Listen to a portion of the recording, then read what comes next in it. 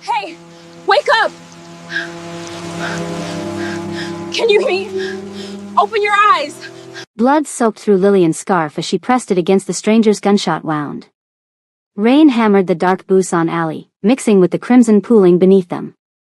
The man's eyes, sharp even while dying, locked onto hers with an intensity that should have terrified her. It did terrify her. But her hands didn't shake. "Stay with me," she commanded in broken Korean, her Kenyan accent thick with panic she refused to show. "Don't you dare close your eyes." Please, wake up! The man's lips moved. No sound came out, but she read them clearly. "Run." Too late. Headlights flooded the alley like spotlights on a stage she never auditioned for. Car doors slammed. Footsteps, measured, unhurried, confident. Men in black suits emerged from the rain, their guns drawn with practiced ease. And that was when it dawned on Lillian that she'd just saved the wrong man. She should have just let him die. Hello and welcome to Afro-Korean Romance Stories. You definitely don't want to miss out on what happened next. Was Lillian wrong for saving a stranger? Like this video and hit the subscribe button to support our channel growth. Let me know what you'd do if you were in Lillian's situation. Lillian's blood-soaked hands rose slowly. Her nursing textbooks hadn't prepared her for this. Nothing in her 19 years of life had prepared her for this. The dying man beneath her groaned, and her instinct overrode her fear. She pressed harder on the wound. "Please," she said to the approaching shadows. "He needs a hospital." "No hospitals." The voice cut through the rain like ice through skin. The man who stepped forward made her breath catch. Tall, lean, with a scar running from his left ear to his jaw. His eyes were darker than the Busan night, colder than the rain soaking through her clothes. Power radiated from him, not the kind that came from the gun in his hand, but something deeper, more dangerous. Kang Soo-hyun studied the scene before him. His younger brother Jun Seo bleeding out. A foreign girl, African, young, terrified but not running, keeping him alive with nothing but pressure and determination. "Who are you?" His Korean was crisp, cultured, at odds with the violence surrounding them. "I'm..." Lillian's voice cracked. She swallowed, tried again. "I'm just trying to help." The bullet's still inside. No exit wound. He needs surgery within the hour or... "I didn't ask for a diagnosis." Soo-hyun nodded to his men. They moved to lift Jun Seo. "I asked who you are." "Lillian Wanjiku. Nursing student."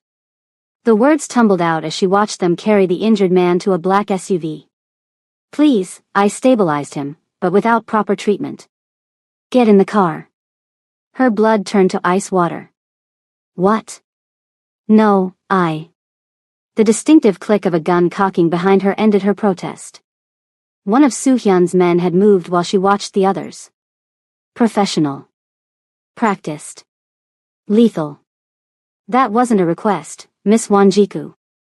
Soo-hyun's pronunciation of her Kenyan name was perfect, unsettling. "My brother's blood is on your hands. That makes you involved." 3 minutes into her nightmare, and Lillian understood with crystal clarity, she could die here in this alley, another foreign student who disappeared into Busan's underworld, or she could get in the car and possibly survive. Her grandmother's voice echoed in her memory. "Sometimes, child, the only choice is to move forward through the storm." She stood slowly, legs trembling, and walked to the SUV. The leather seats would be ruined by blood. Such a strange thing to think while being kidnapped by what she now recognized as organized crime. The Houndy Tigers, even foreign students heard whispers about Busan's most feared syndicate. The drive took them through Busan's glittering downtown, past the tourist areas where she usually stayed, into the old money district where traditional Korean estates hid behind high walls.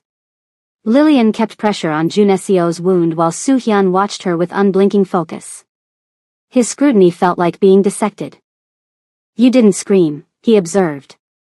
Most people would have run when they saw him bleeding. "I'm a nurse. We don't run from blood." "You're a student," he corrected. "There's a difference."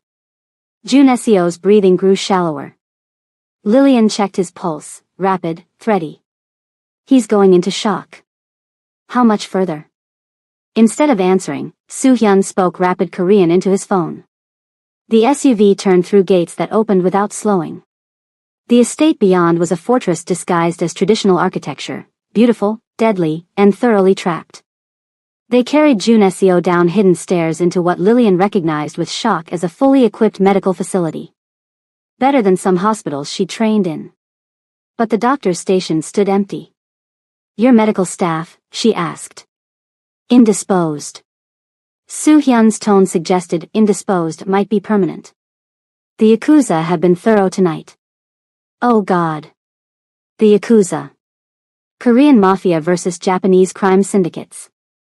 She'd stumbled into a war zone wearing scrubs and good intentions. I can't perform surgery, Lillian protested as they placed Jun Seo on the operating table. I've only observed, never. Soo-hyun stepped close enough that she smelled his cologne, expensive, subtle, with undertones of gunpowder. His hand rested on the gun at his hip. Not a threat. A reminder. My brother has 30 minutes, maybe less. You can try and possibly fail, or you can refuse and definitely watch him die. His voice dropped lower. Followed immediately by your own departure from this world. Lillian looked at Jun Seo, younger than his brother, maybe 26, with a face that probably smiled often when not twisted in pain. Then she looked at the instruments, the monitors, the impossible situation. I need everyone out except whoever can assist. Sterile field. No distractions. She pulled on surgical gloves with hands that finally shook. And if he dies, it won't be because I didn't try. Something flickered in Soo-hyun's eyes. Surprise? Respect? He gestured, and the room cleared except for one man, older, steady hands, obviously medical trained even if not a doctor. For 3 hours, Lillian operated on instinct, training, and prayers in 3 languages. The bullet had nicked the liver, missed major arteries by millimeters. She sutured damage that would have killed him in another 10 minutes. When Jun Seo's vitals finally stabilized, when his breathing deepened into something sustainable, she collapsed against the wall and slid to the floor. Soo-hyun hadn't moved from his position by the door. Watching. Calculating. You saved him. That's what I do. Exhaustion made her bold. Save people. Even ones who probably don't deserve it. What makes you think my brother doesn't deserve saving? She gestured vaguely at the medical facility, the guns, the entire situation. This isn't exactly a meditation retreat. He almost smiled. Almost. No. It's not. He pulled out his phone, typed something. My driver will take you home. You'll find compensation in your account. Forget tonight happened. That's it? Lillian stood on unsteady legs. I save your brother and you just let me go. Would you prefer I didn't? The question hung between them like a blade. Because now she'd seen their faces, their facility, their vulnerability. In movies, witnesses didn't walk away from scenes like this. I would prefer, she said carefully, to go home and pretend this was a nightmare. This time he did smile, a subtle curve of lips that made him look younger, more dangerous. Nightmares have a way of recurring, Miss Wanjiku. Be careful in dark alleys. 2 weeks passed. Lillian tried to return to normal, classes, clinical rotations, video calls to Kenya where her grandmother's knowing eyes saw too much. You look thin, Mjuku, her grandmother observed. And tired. What troubles you? Just studying, Nyanya. The lie tasted bitter. How is Jabari? Your brother owes money again. These Nairobi streets will swallow him whole. Her grandmother sighed. But we manage. We always manage. After the call, Lillian checked her bank account. The deposit was there, more than she'd make in 2 years of part-time nursing. Blood money, her conscience whispered. But her family needed it. She sent half to Kenya, kept half for the moral weight of it. She noticed them on the 3rd week, men in black cars, always at a distance, always watching. Protection or surveillance? With the houndy tigers, probably both. The attack came on a Thursday night. She'd worked a late clinical shift, exhausted and careless, taking the shortcut through side streets she usually avoided. They grabbed her at the intersection, different men, Japanese accents thick in their Korean. The nurse who helped Kang Jun-seo. Not a question. They knew exactly who she was. The van smelled like cigarettes and violence. They zip-tied her wrists, and fear became a living thing in her chest, clawing for escape. The Tiger's base. Their operations. What did you see? The Yakuza soldier's breath stank of soju and impatience. Nothing. I treated a wounded man, that's all. The slap split her lip. Blood filled her mouth, copper and consequences. Lying whore. You were inside their facility. A medical room. That's all I saw. I don't know anything about their business. Another blow. Stars exploded behind her eyes. But before the third could land, the van's windows exploded in a symphony of gunfire. The Houndy Tigers had found her. What happened next burned into Lillian's memory like a brand. Efficient violence. Calculated brutality. The Yakuza soldiers died in seconds, bullets finding foreheads with surgical precision. She hunched in the corner, making herself small, watching Korean gangsters execute Japanese ones with the same detachment she'd used to fill out medical charts. Then silence. Ringing ears. The van doors opened. Soo-hyun stood there, not a hair out of place, stepping over bodies like they were puddles to avoid. He surveyed her injuries with clinical assessment. You're becoming inconvenient, Miss Wanjiku. Shock made her laugh, hysterical, inappropriate. Inconvenient? I was just kidnapped and beaten. Because you saved my brother. The Yakuza believe you have information. They won't stop. He offered his hand. She stared at it, manicured nails despite the blood splatter on his cuff. This was the moment. Take his hand, enter his world fully. Refuse, and, what? Die in another van, another alley, another night? She took his hand. The Kang estate looked different at night, shadows making monsters of traditional architecture. Soo-hyun led her to his office, a space that screamed power in its minimalism. He poured 2 glasses of whiskey, handed her one despite her shaking hands. The Yakuza won't stop hunting you. He stood by the window, Busan's lights reflecting in his dark eyes. They believe you know our operations. Killing you would send a message. Then I'll leave Korea. They have people in Kenya. Thailand. Everywhere you might run. He turned to face her, and Lillian's breath caught at the intensity in his gaze. There is another option. The whiskey burned her throat. What option? My father is dying. Before he goes, he demands I marry. Produce an heir. Soo-hyun moved closer, each step measured. Korean wives come with Korean families. Alliances. Complications. You. His eyes traveled over her, assessing. You have no connections here. No one to betray me. The room spun. You can't be serious. Marriage to me makes you untouchable.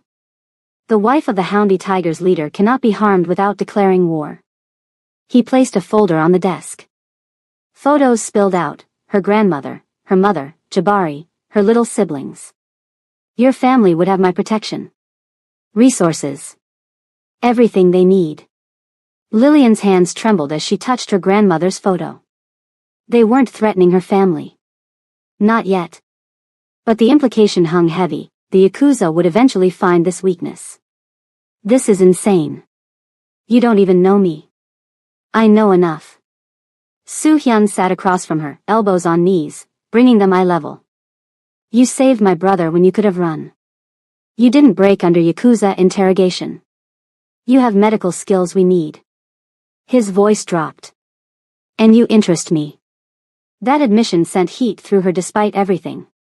Interest isn't marriage. In my world, marriage is rarely about love. It's about survival. Strategy. He leaned back.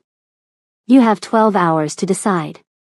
Stay here tonight, guest room, guards, safety. Tomorrow, give me your answer. The guest room was luxury incarnate, but Lillian didn't sleep.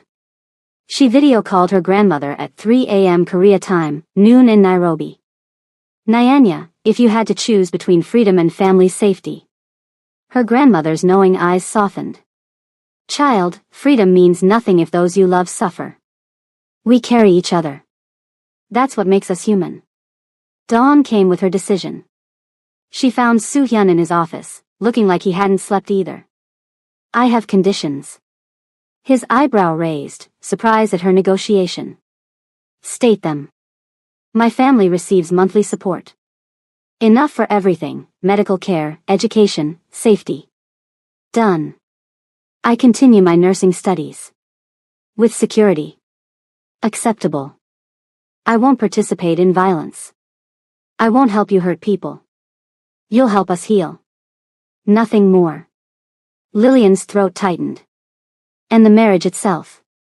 You won't force anything. Something dangerous flickered in his eyes. When you come to my bed, Lillian, it will be because you want to. Not because I demand it. The confidence in his voice, when, not if, should have infuriated her. Instead, heat pooled low in her stomach. That won't happen. His smile was predatory, patient. We'll see. He extended his hand. Do we have an agreement? She took it, sealing her fate. We do. We marry in 3 days. The wedding was surreal, traditional Korean ceremony, hanbok that transformed her into someone unrecognizable, only Houndy Tiger's inner circle attending. Jun Seo, recovered now, smiled at her with genuine warmth. You saved my life, he whispered during photos. Now you're saving my brother's, though he doesn't know it yet. I'm not saving anyone. This is a business arrangement. Jun Seo's laugh was knowing. My brother doesn't do anything halfway. He chose you for reasons even he doesn't understand yet. The ceremony passed in a blur. When Soo-hyun placed the ring on her finger, his thumb stroked her palm, subtle, possessive, making her shiver. That night, he walked her to her bedroom door. Separate rooms, as agreed. Your family's first payment was sent an hour ago, he said. Your grandmother's medical care starts tomorrow. Tears burned her eyes. Thank you. He reached out, thumb brushing away an escaped tear. Don't thank me. You're paying for it with your freedom. Maybe, she whispered. But my family's freedom matters more. Something shifted in his expression, surprise, perhaps respect. He stepped back. Good night, wife. The word in his mouth sounded like possession and promise combined. 3 months passed in strange adjustment. Korean lessons every morning. Dinners with Soo-hyun every evening, formal, quiet, but gradually less tense. She learned his tells, the slight tightening around his eyes when business went badly, the way he rolled his shoulders when exhausted, how his voice dropped an octave when truly angry. She treated injured tigers in the estate's medical facility, becoming their unofficial doctor. These men who killed without hesitation thanked her with tears in their eyes when she saved their brothers. Jin Ae, the only woman in leadership, initially watched Lillian with suspicion. But when Lillian treated a knife wound on Jin Ae's ribs without asking questions, without judgment, something shifted. You're not what I expected, Jin Ae admitted. What did you expect? A weakness. A liability. Jin Ae studied her. But you're neither, are you? You're his anchor. I'm his arrangement. Nothing more. Jin Ae's smile was knowing. Have you seen how he watches you when you're not looking? That's not business, Uni. The endearment, older sister, made Lillian's chest tight. She was being accepted, integrated, transformed. Comment below if you're Team Lillian or if you think she should run. And don't forget to subscribe for more stories like this one. Everything changed the night of the charity gala. Lillian's first public appearance as Mrs. Kong, designer dress, diamonds, Soo-hyun's hand possessive on her lower back. Whispers followed them, the African wife, the outsider, the curiosity. Then Lee Seo-yeon appeared. Beautiful, elegant, everything Lillian wasn't, purely Korean, old money, perfect. On the arm of Baek Hyun-woo, leader of the rival Siamayan Dragons. So you're the replacement, Seo-yeon said when Soo-hyun stepped away. Her English was perfect, cutting. Do you know why he chose you? Because you can't leave. You have no power here. Lillian's spine straightened. I know exactly what I am to him. Do you know what I was? Seo Yun's smile was poison. His first love. The one who left when she discovered what he really was. A killer. A monster. Then you were weak. The words came out before Lillian could stop them. You ran from the dark parts. I stand beside them. Soo Hyun materialized behind her, hands settling on her hip. He'd heard everything. Seo Yun. Your husband is looking for you. The dismissal was clear. Seo Yun retreated, but her eyes promised this wasn't over. In the car, Soo Hyun's knuckles were white on the steering wheel. You defended me. You're my husband. In public, we're united. And in private? She turned to study his profile, sharp, dangerous, unexpectedly vulnerable. In private, we're still figuring that out. He pulled over suddenly, turning to face her fully. You're not what I expected, Lillian. What did you expect? Fear. Submission. Hatred, eventually. His hand cupped her face, thumb stroking her cheekbone. Not loyalty. Not strength. Certainly not. Not what? Instead of answering, he kissed her. Not the gentle press of lips she might have imagined. This was possession, hunger, months of tension breaking like a dam. She should push him away. Should remember this was arrangement, not love. Instead, she kissed him back, fingers tangling in his hair, tasting whiskey and want. When they broke apart, breathing hard, his eyes were wild. Tell me to stop. Tell me this isn't part of our agreement. It's not, she whispered. This is something else entirely.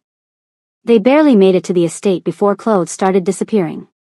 3 months of circling each other, of careful distance, shattered completely. He carried her to his bed, their bed now, and showed her that his control only extended so far. After, lying in tangled sheets, his fingers traced patterns on her bare shoulder. This complicates things, she said. Everything about you complicates things. He pulled her closer. I'm not a good man, Lillian. I won't become one for you.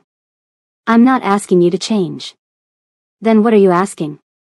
She turned to face him, seeing him clearly, the killer, the protector, the man who ordered deaths then held her like salvation.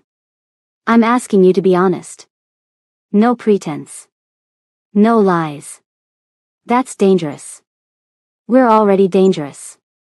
His kiss was answer enough. 6 months in, Lillian discovered she was pregnant during a particularly violent war with the Yakuza. She stared at the test, hands shaking. A baby. In this world of blood and bullets. Soo Hyun's reaction shattered her, complete stillness, then walking out without a word. She sobbed, certain he was rejecting them both. He returned 3 hours later with architectural plans, security protocols, education strategies for their unborn child. When he knelt before her, hands on her still flat stomach, tears rolled down his face. My child will not grow up as I did. Unprotected. Vulnerable. Watching his mother die. His voice broke. I will burn the world before I let anyone harm you or this baby. Our baby, she corrected, covering his hands with hers. Our family. The Yakuza escalated when they learned of the pregnancy, the perfect leverage against Soo Hyun. The war turned brutal. Lillian was confined to the estate, only able to help by treating wounded tigers in her medical facility. During one particularly bloody night, Soo Hyun was brought in with a knife wound to his ribs. As she stitched him, he grabbed her wrist. If something happens to me, nothing will happen. I won't let it. His laugh was pained. You can't fight bullets with sutures. Watch me. The final confrontation came when Yamamoto Kenji kidnapped her from a routine doctor's appointment. 8 months pregnant, terrified, but thinking clearly. She worked on his men during transport, using her medical knowledge and visible pregnancy to humanize herself. I could deliver right now, she told one young Yakuza soldier. Stress triggers labor. Do you want to explain to your boss why his leverage died in transit? They treated her more carefully after that. Soo Hyun's rescue was biblical in its violence. The entire Houndy Tigers descended on the Yakuza compound. She heard the gunfire, the screams, felt the building shake. When Soo-hyun reached her, he was covered in blood, none of it his. He dropped to his knees before her, hands checking her and the baby obsessively. "I'm okay," she promised. "We're okay." Yamamoto? Dead. Very, very dead. The stress triggered labor that night. 20 hours of agony, Soo-hyun beside her every second, looking more terrified than when facing armed enemies. When their daughter finally arrived, screaming, perfect, a blend of both parents, Soo-hyun broke completely. He sobbed holding the tiny baby, whispering promises in Korean and broken Swahili he'd been learning secretly. "Ji-yun," Lillian said. "After your mother." "Ji-yun wanjiku kong." "Perfect," he breathed. "Like her mother." 1 year later, Lillian stood on the balcony of their estate, Ji-yun babbling in her arms, watching Soo-hyun conduct business below. She wasn't the frightened nursing student anymore. She was the Tiger's queen, the one who healed their wounded and held their leader's heart. Her family thrived in Kenya. Her siblings attended university. Her grandmother received the best medical care. The price? Her soul, some might say. But as Soo-hyun joined them on the balcony, kissing their daughter's head then her lips, Lillian knew better. She'd traded innocence for power, freedom for family, and somehow found love in the darkest corners of Busan. "Any regrets?" he asked, arms around both of them. "Ask me when she's old enough to understand what her father does." "And her mother," he reminded her. "You're not innocent anymore, my love. You save killers. That makes you one of us." She considered this, watching the sun set over their blood-soaked empire. "Then we're all damned together." "Together," he agreed. "Always." Like this video if you believe love can bloom even in darkness, and subscribe for more unexpected romance stories. What would you choose, freedom or family? Let us know in the comments below.